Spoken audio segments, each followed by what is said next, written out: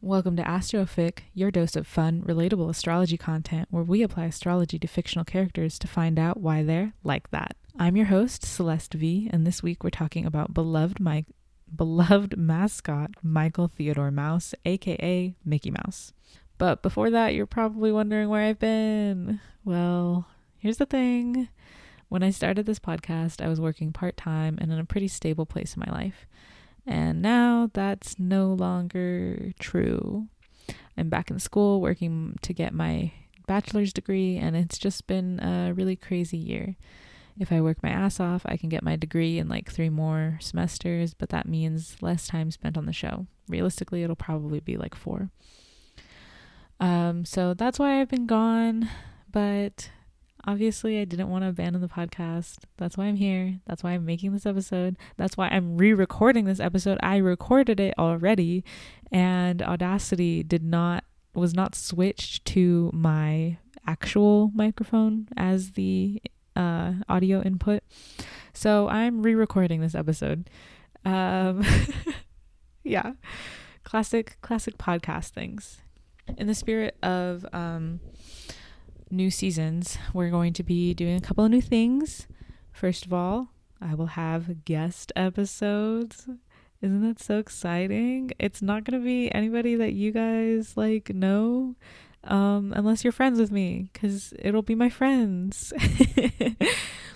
These episodes will be functionally the same, but instead of me just talking at you, I will have somebody else I can talk at, and we'll have a discussion. That means they'll probably be a little bit longer than usual episodes. So I'm really excited about that.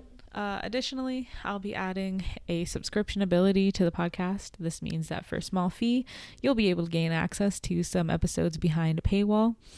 It'll be like $1 or $2 a month because it won't get updated a lot, but the episodes behind a paywall will be about real historical people, maybe even celebrities. I haven't decided yet.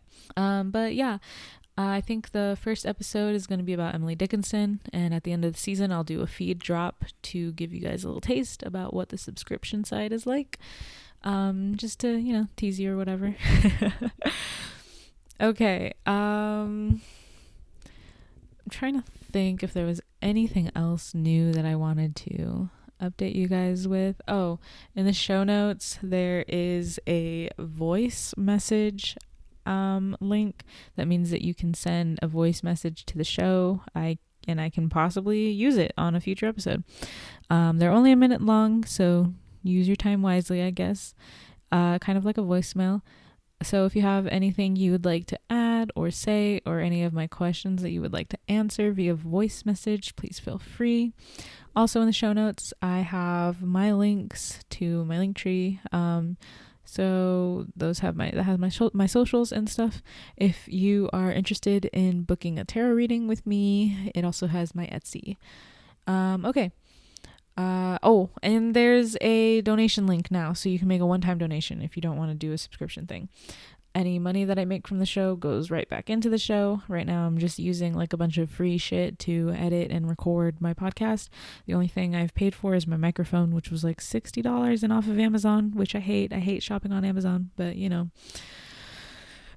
deals with the devil and whatnot. Anyway, let's get on with the episode. In celebration of the Steamboat Willie version of Mickey Mouse going into public domain this year, I've decided to do an episode on the mouse himself using his first appearance, which occurred on May 15th, 1928.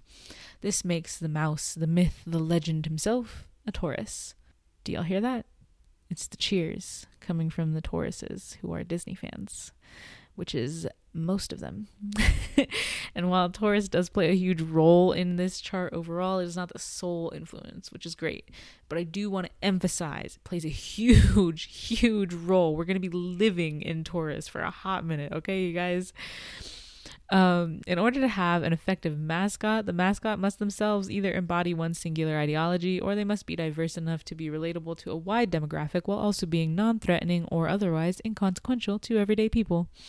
In Mickey Mouse's case, he has infiltrated the hearts, minds, and homes of millions of people across the world. Probably billions. Probably not millions. Probably billions. As pervasive as ideologies like Christianity are, none of them will ever be quite as effective, I think, as the corporate mascot Mickey Mouse. Why? Because, as I just said, he represents a corporation and not a group of actual living beings who have their own thoughts and beliefs. Because Mickey has no substantial beliefs pinned to him. He is simply a character. The face that people come to know and love has no actual thoughts or feelings behind them because they're not real. Now you may be thinking to yourself, well, geez, Celeste, it sounds like you really don't like Mickey Mouse. Why are you doing an episode on him? I would say you're wrong. I like the character Mickey Mouse. I just hate the corporation he represents. Disney has effectively created a monopoly in the entertainment industry and killed originality and creativity, especially from minority voices, which I take personally. Employing Lin-Manuel Miranda on every soundtrack doesn't make you diverse. Just an FYI, in case any Disney execs are listening. Why would they? Okay, but we're not talking about the corporation he represents, of course. We're talking about the entity and the idea that is Mickey Mouse himself, as well as his character. And he is a Taurus with a Pisces rising and an Aries moon. If you know astrology, you know we'll be hitting all these placements in a very short period of time. So let's just start right away with the rising sign in first house. Pisces rising individuals are ruled by Neptune. They're idealistic, sort of starry-eyed individuals, even though life has given them many, many reasons to not be so optimistic. I think that's part of the role that the company itself holds today. You know, it's a symbol of hope, even though it is also a perpetrator of some of the less than ideal aspects of the industry and society as a whole. But no matter what, the image of the mouse prevails and is still such a beacon of hope and childlike wonder for so many people across the globe. The one placement in the first house is Mars in Pisces. Mars is our driving force and motivator planet. It thrusts us into action and fuels us in our daily life. It's the last of our personal planets, which influences us in our personality, life, and all of that, like, really important junk. It's not how I should be talking about it as an astrologer, but that's what I chose to say, I guess. With Mars in the first house, I take it as being a huge fuel to the fire that is egoism. It puts the self at the forefront of all actions taken and decisions made in one's life. Now, that's not necessarily a bad thing, but in a sign like Pisces that is known for being idealistic and when left to their own world for so long, kind of delusional in their thoughts and ideas, there comes a point where someone with strong Pisces placements has to have someone else step in and go, hey, I love you. I love that you're so imaginative, but I need you to come back down to earth because it'll get real bad if you don't. It's just one of those Pisces habits. It's better in moderation, you know? And I think that can sort of be the case with Mickey Mouse on occasion. His friends sometimes have to pull him back, or when they're not around. This Piscean attitude and engagement towards life leads him to cartoonish bits of trouble, which makes sense because he's a cartoon. I think we see this most often in the Mickey Mouse shorts that have aired in recent years on Disney XD. You know, the ones that kind of take like a modern spin on his old design. They're really good, really funny. You should, if you haven't seen them, you should check them out. I think this next placement fuels the kind of chaos that Mickey finds himself to be in sometimes. With an Aries moon, Mickey can be very impulsive. This is especially true when he's just all worked up over something and very emotional already. He acts on his emotions a lot. Honestly, a lot of his most romantic gestures towards Minnie happened because he felt so strongly about something. Sometimes it was accidentally romantic and he just did all the cartoon romance things because he was stressed about something else or mad about something else, etc. I know that's so vague, but you got to cut me some slack. There's just so much Mickey Mouse content. I couldn't possibly name it all here. There's the House of Mouse, Mickey Mouse shorts, Mickey Mouse Clubhouse, all of the Mickey Mouse Christmas specials, Kingdom Hearts, Disney Dreamlight Valley. There's just so much. His character is pretty consistent throughout all of these iterations though, but pulling specific interactions to prove these points is just a little difficult. So let's move on with his next placement, which is Jupiter in Aries. As a Pisces rising, this placement would be his ruling planet in traditional astrology. This means that it has a greater effect on his chart than the other placements do. So let's get into it. I also have a Jupiter in Aries, so I know how this one feels. Jupiter in Aries is the feverish need, not desire, not want, need to do whatever it is the house that Jupiter is in wants you to achieve. For me, personally, it's writing. I have Jupiter in Aries in the third house, which is communication. Mickey, however, has it in the house before, the second house, Second house is the house of stability, foundations, and it often means in a monetary, materialistic sense. The rise of Mickey Mouse and Disney was, as with all things animated, slow to start. But once that spark was lit, it was gone. He was a sensation, and by extension, Walt Disney was also a sensation. Aries is the first sign of the zodiac, and Mickey Mouse is the first global animated phenomenon.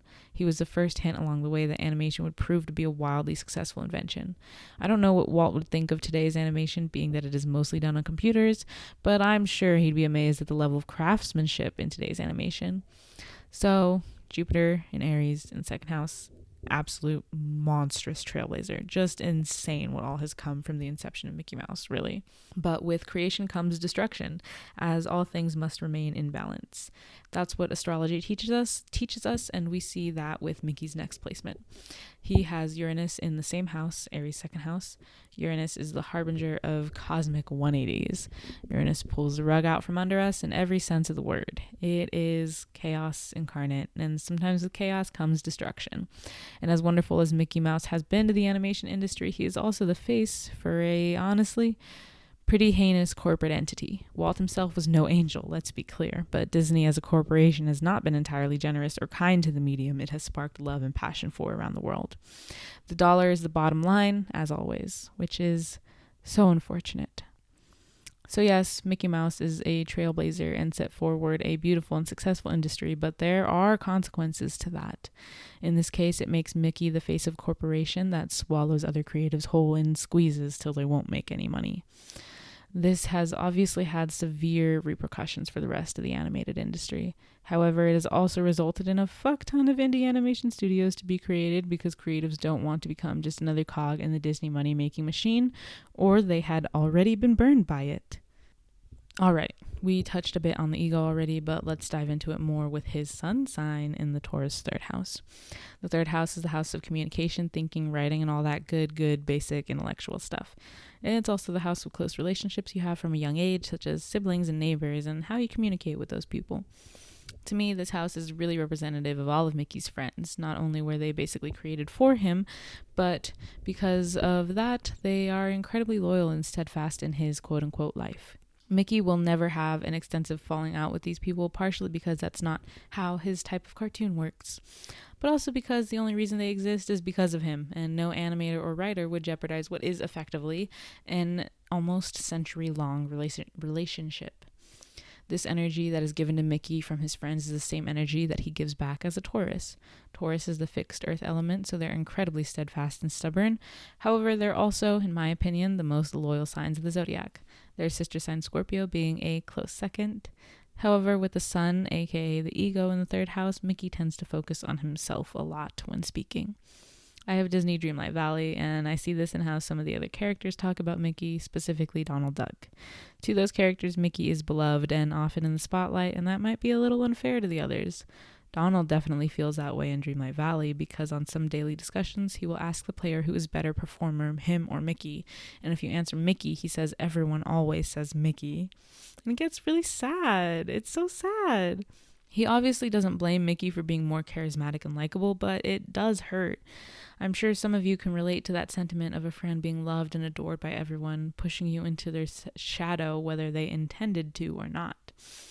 Of course, no one wants to dim his light, so no one ever talks to Mickey about this. I will also say, though, that when he thinks about it, Mickey is more than happy to share the spotlight with his friends. In certain cartoons, he's often depicted as noticing that others aren't happy with their lack of attention, and he specifically calls them forward because of that. And that is a true Taurus generosity. Speaking of Taurus generosity, let's move on to his next placement, which is his Taurus Venus in the third house. I touched on some Venusian concepts when talking about his sun sign because Taurus is ruled by the planet Venus. This is where the drive to share the spotlight with his loved ones comes from. He is very sensible and perceptive of others' feelings most of the time, and will use his words and influence to try and rectify any negative feelings others may be having. If I recall correctly, this can also be one of his downfalls. Taurus Venuses, aside from the lovely meals and wonderful quality time they may pour over you, are also a Venus sign that is very solution-oriented. If you have a Taurus Venus in your life, don't get mad at them for wanting to fix your problems. It's how they show love. That can be said for any Earth Venus, really. Another sign that is ruled by Venus is the sign Libra, and the way that they differ to me is that Tauruses are way more of a homebody than Libra is. Taurus is perfectly content staying at home. You can see this in Dreamlight Valley when you talk to Mickey about traveling. He's appreciative of the travel opportunities being famous has given him, but it's not the highlight of his career. He's way more interested in the connections that he makes, which is very Venusian, but also very Taurus. Once you've made a connection with a Taurus, you're there for life. Shout out to my Taurus bestie who I've known since 3rd grade. Love you, Lily. Gotta get you on the pod to talk about Soul Eater characters or something. All right, let's wrap up the Taurus section with his last Taurus placement, Chiron in the 3rd house. Chiron is an asteroid that represents where one has been deeply wounded, typically in childhood, and wishes to aid others in that same area of hurt, or at the very least, they don't want to witness people receive the same wound. I think this is where the problems between Mickey and Donald originate from, and why Mickey tries so hard to also give Donald the spotlight. They're best friends, but also sort of professional rivals, and that creates a lot of tension between them. That's why Mickey tries so hard to make Donald feel seen, because Mickey understands the hurt of not being seen. Mickey was not the most successful and groundbreaking product of the Walt Disney Corporation, after all. That title belongs to the films Snow White and the Seven Dwarfs, which showed the world that animation could be a viable vehicle for long form and intricate storytelling. Mickey was, however, a commercial success in the United States. He wouldn't be so successful worldwide until much later in Disney's long history, though. Sorry, I'm getting so tongue-tied. Again, I recorded this episode already, and I just had to re-record it. Anyways, so Taurus 3rd house is done and over with. Let's move on to Mickey's 4th house in Gemini. There's only one placement here. And of course, Mickey fucking Mouse has a domicile Mercury placement. For those who aren't aware, domicile means that the planet isn't a sign that it traditionally rules. Mercury rules over both Gemini and Virgo. There are some theories, specifically from astro legend Linda Goodman, that there is an undiscovered planet that would rule over Virgo once discovered, much like the outer planets of Uranus, Neptune, and Pluto that weren't known to ancient astrologers, and how they've taken over ruling certain signs in modern astrology. Anyway, the 4th house represents home, family, how you were raised, and how you are when you're alone or your inner world and stuff. Gemini is the mutable air sign, meaning it's one of the most adaptable signs of the zodiac. Mickey's very willing to change his habits for his family and those closest to him. With Mercury in the 4th house, Mickey is, once again, very open and communicative with those he loves. He very rarely hides or shields his true feelings from those closest to him. That's really all I have to say about that one. It's a good placement. I like it. So let's move on to something a little more juicy. Sorry, Mercurial people. Mickey's next placement is his Cancer Pluto in the 5th house. This is a callback to the segment on his Aries placements, really. This is just reinforcement for that Aries Jupiter and Uranus. Pluto is the planet of intentional long-term change, transformation from the universe. The 5th house is the house of childhood and artistic creation. Cancer is the sign of the mother and the home. Again, this is really just emphasizing how pervasive the image of Mickey Mouse is in a lot of households, and how he has become a symbol and driving force for the medium of animation. Pluto, being a generational planet, is not very influential on one's personality, so it would make sense that when talking about an entity or ideology such as Mickey Mouse, it would rather influence the entire populace around them. At least it makes sense to me that way. If there are any astrologers who read up on this kind of stuff that would like to give me recommendations or answer my questions, please let me know. So let's just move on to another generational planet that doesn't have much impact on one's personality. We've got Mickey's Neptune in the Leo 6th house. I feel this placement is less representative of Mickey as a character and way more representative of the corporation he represents. The 6th house is the house of daily activity and bodily health. Neptune is the planet of delusion, spirituality, imagination, drugs, stuff like that. The Walt Disney Corporation works tirelessly every day to create things that reel people in and enable them to spend boatloads of money. I mean, people who create for Disney are literally called Imagineers, for fuck's sake. It's, part of the entire brand. There's nothing more Neptunian than that. Also quite delusional of a Neptune 6th houser to believe the uplifting energy of Neptune will always be there. As a Pisces rising, Mickey is ruled by Neptune in modern astrology. This means that Mickey and the corporation he represents are more prone to falling into the unsustainable routine that Neptune provides for them. I think we saw this a bit in the 50s and 60s after animators resigned from Walt Disney and moved on to create their own animation studios or work for competition. That is a direct result of Neptune's blessings running out and backfiring. Believe we're seeing a bit of this shift again today. We saw significant commercial success in their animated department with story-driven cartoons such as Gravity Falls and Star vs. the Forces of Evil, as well as more progressive live-action shows such as Stuck in the Middle and Andy Mack. And now there are indie companies who are making their own live-action shows and their own animated story-driven cartoons. A downside of Neptune is that it is just as unpredictable as the planets Uranus and Pluto because it's an outer planet and we just haven't studied it as extensively. Additionally, it experiences intense ups and downs which aren't necessarily beneficial to the sixth house and can explain why Disney has had ups and downs in its commercial success as well. Okay, we are on to the last personal planet for Michael Theodore Mouse, his Saturn in Sagittarius 10th house. Let's talk about the house first this time. The 10th house is commonly interpreted as being the house of career, but that is a capitalistic nonsense mindset that I want to beat out of you. It can be representative of career, but that's not the full extent of the house. It is mostly representative of how others perceive you, your ambition and your motivation. Saturn is the house of restriction. Saturn is the planet of restriction and discipline. It pulls us back and ensures our desires don't fuck us over in the long run by creating goals and lessons that we can achieve to better ourselves whilst we strive towards our innermost desires. Because of this, people are very critical and honestly a little hateful towards Saturn. Don't appreciate it. If you can't tell, I'm a Saturn-ruled person. Sagittarius is the mutable fire sign of the zodiac, making it very adaptable and volatile. Saturn, as a planet, is basically the opposite of those things. It's very fixed and not often adaptable to our circumstances. Bad fit with Sagittarius, which is a sign full of excitement and impulsive energy. In the 10th house, it makes the person very appealing and attractive to those around it. Again, though, I think this placement is representative of the image of the corporation that Mickey represents. So while there are millions upon millions who are incredibly supportive of the company, there are an equal number of people who are critical and rejective of the company for many of the same reasons. This can be kind of extended to Sagittarians as a whole as well. Either you love them or you hate them. There's rarely any in between. I like to think I love them. Sometimes y'all freak me out though. You just make me worry too much, All right, the last placement we'll be talking about is the North Node in Capricorn 11th house. At this point, I would like to reiterate that I did not make this chart. This is a chart I found online for the first appearance of Mickey Mouse, and the only thing I supplemented was the rising sign, which is determined by birth time because Mickey Mouse does not have that, because he's a cartoon. I couldn't make this up if I wanted to, really. It's just too perfect. And another example of why I wholeheartedly believe astrology is real, no matter what others say.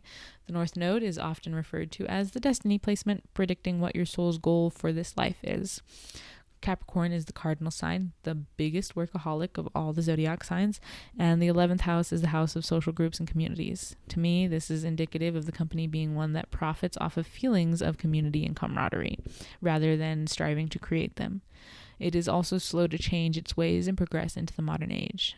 Song of the South is just a movie that exists, and The Three Caballeros isn't exactly a progressive painting of the various Latina communities, right? And those are just two examples off the top of my head out of the at least half a dozen that exist and haven't been scrubbed from history.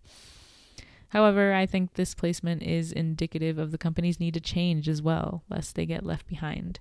You can pave the way forward for people in a trailblazing attitude a la Aries, but if you are incapable of adapting to the way society progresses around you, you will be forgotten and left behind.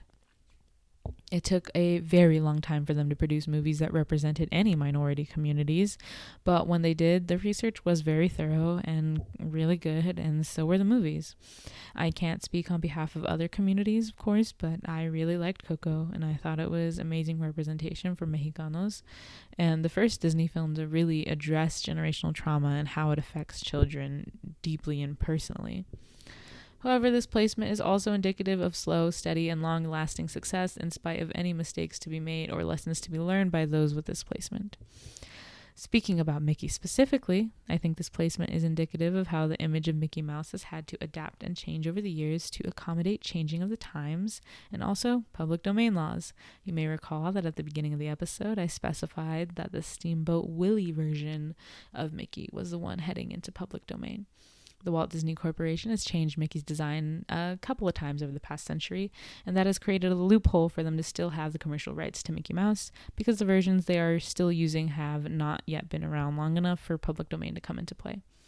Mickey has always been destined for success, even if it took a great portion of Walt's life to make it so.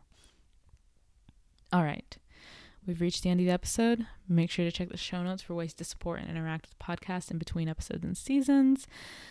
And all the ways that you can find me, all the ways you can support the podcast monetarily and non-monetarily. Even just listening is really great.